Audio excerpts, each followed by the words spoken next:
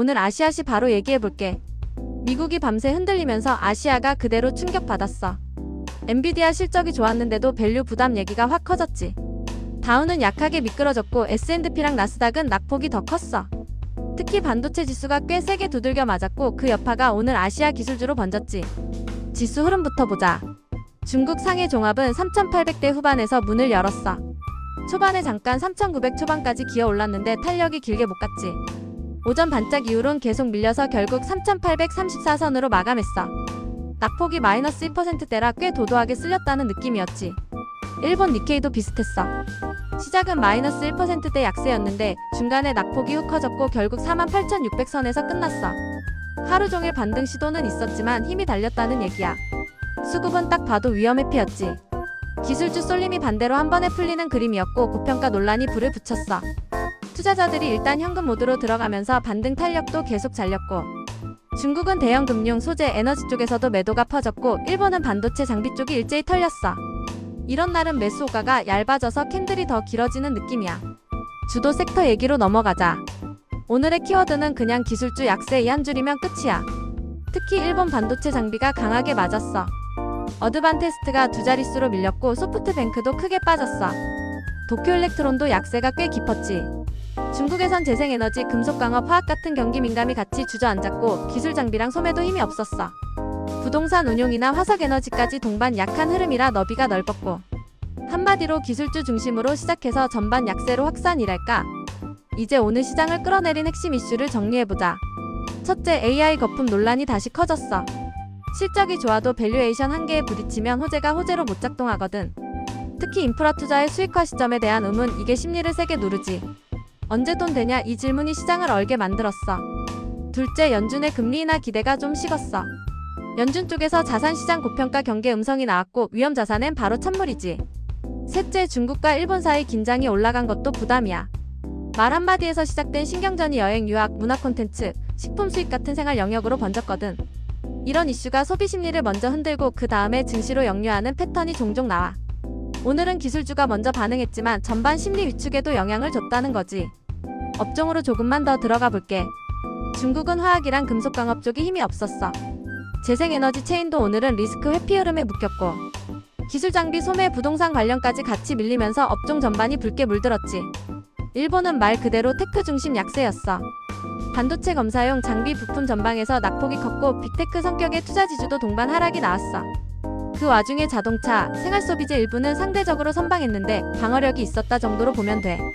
결국 오늘은 성장주 프리미엄을 깎는 날, 이렇게 받아들이면 깔끔해. 환율과 금리 쪽으로 넘어가면 그림이 더 또렷해져. 일본은 엔화가 157엔 초반대로 강세를 보였어. 보여지는 건 두 가지야. 하나는 위험 회피해서 안전통화 쪽으로 돈이 잠깐 숨어든 흔적. 다른 하나는 일본은행의 스탠스가 조금씩 긴축 쪽으로 기울 가능성을 시장이 다시 가격에 반영하는 흐름이야. 일본은행 총재가 환율 변동성과 물가 영향에 대해 경계했고 경제 물가가 예상대로면 금리 인상 지속할 수 있다는 톤을 재확인했거든. 이건 엔화 강세와 기술주 밸류 부담을 동시에 키워. 금리 기대가 위로 움직이면 멀티플 높은 성장주엔 바로 부담이니까.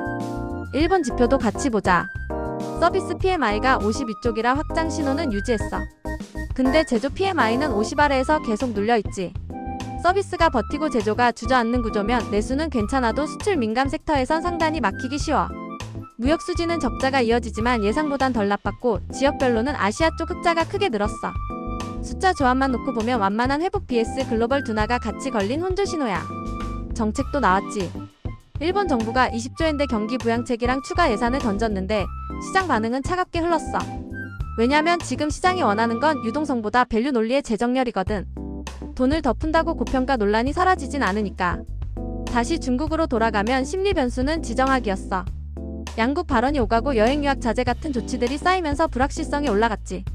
소비나 콘텐츠 쪽 체감이 먼저 오겠지만 오늘은 기술주 전반 약세가 워낙 세서 그 그림에 가려졌어. 결국 중국 시장도 AI 거품 우려, 글로벌 기술주 약세, 높은 밸류 압력이라는 세 가지가 한 번에 덮쳤다는 거야. 개별 종목은 너무 나열 안 할게. 대표로 일본 쪽만 찍어서 보자. 어드반테스트, 소프트뱅크, 도쿄일렉트론이 오늘 낙폭을 키우며 심리를 이끌었어. 이 셋이 눌리면 관련 체인 전반이 같이 주저앉는 구조라 지수의 민감도가 커질 수밖에 없지. 반대로 자동차나 음료 같은 방어 성격 종목은 상대적으로 버텼고 이건 금리 민감 성장주가 흔들릴 때 자주 나오는 스타일 로테이션의 초입 같은 그림이야. 다만 오늘은 매도 강도가 워낙 강해서 방어주로의 돈 이동도 길게 유지되진 못했어. 오늘 장의 리듬을 한 문장으로 묘사하면 이거야. 아침에 살아보려다 오후에 밸류의 벽을 다시 만났다.